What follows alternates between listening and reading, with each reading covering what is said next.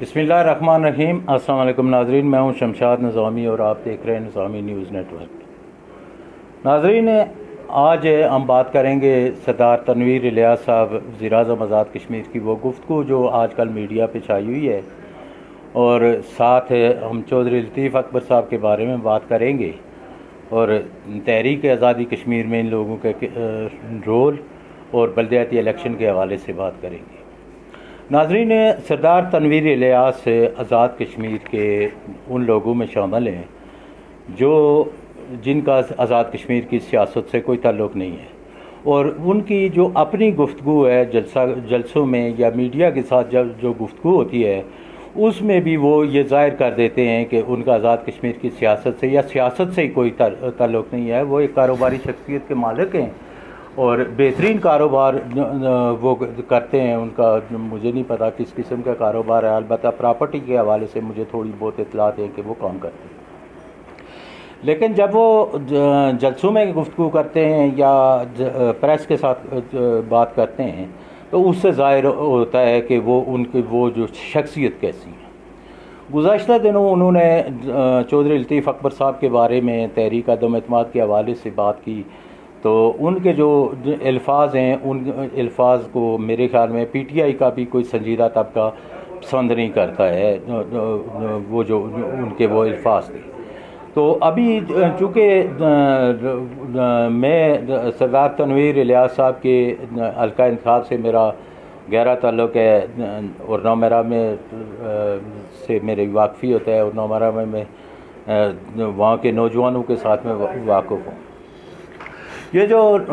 वहाँ के एरिया के लोग हैं, वो नौजवान हैं, वो बड़े मुख्तलिफ़ किस्म के नौजवान मैंने देखे हैं वहाँ, कि वो नौजवान एक दूसरे के साथ जब गुफ्तगू करते हैं तो वो एक दूसरे को साहब कह के या भाई कह के पुकारते हैं। कोई किसी को नाम के साथ या बदतमीज़ी के साथ वो एक दूसरे को, साथ ही सोसाइटी के लोग भी एक दूसरे को नहीं पुकारते। अभी चूँकि तनवीर इलियास साहब की गुफ्तगू से मैंने जो अंदाज़ा लगाया है कि ये उन नौजवानों के साथ भी, अपने जो इलाके के नौजवान हैं उनसे भी मुख्तलिफ हैं, इसलिए कि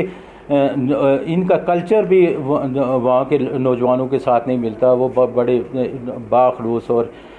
एक दूसरे का ख्याल रखने वाले लोग हैं, तो ये इनके अंदर वो आदत भी नहीं पाई जाती तनवीर इलियास साहब की, कि जो आप कह सकते हैं तहज़ीब के दायरे में जिस हद तक वो नौजवान रहते हैं उतने भी तहज़ीब सरदार तनवीर इलियास साहब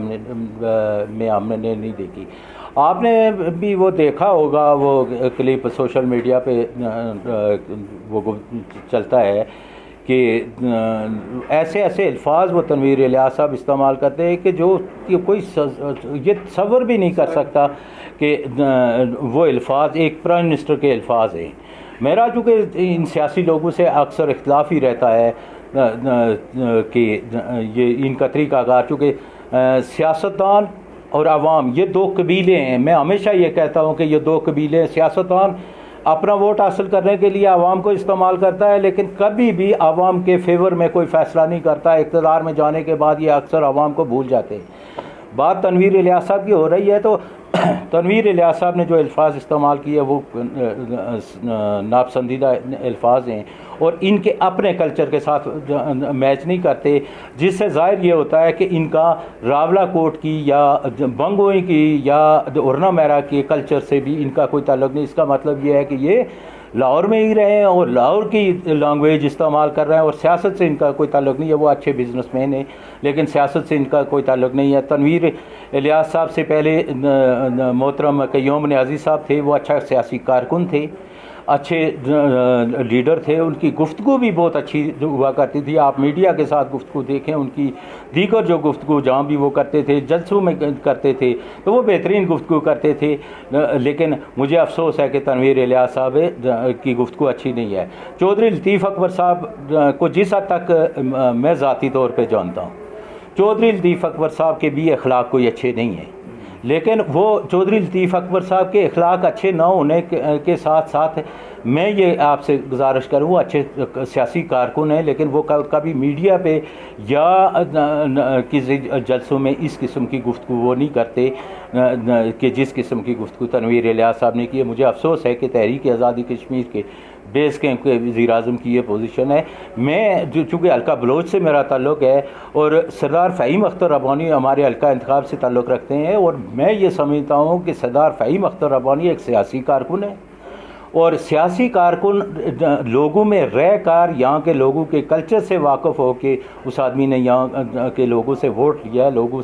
کی حمایت حاصل کی ہے، اور میرا خیال ہے کہ تنویر الیاس صاحب کی گفتگو اور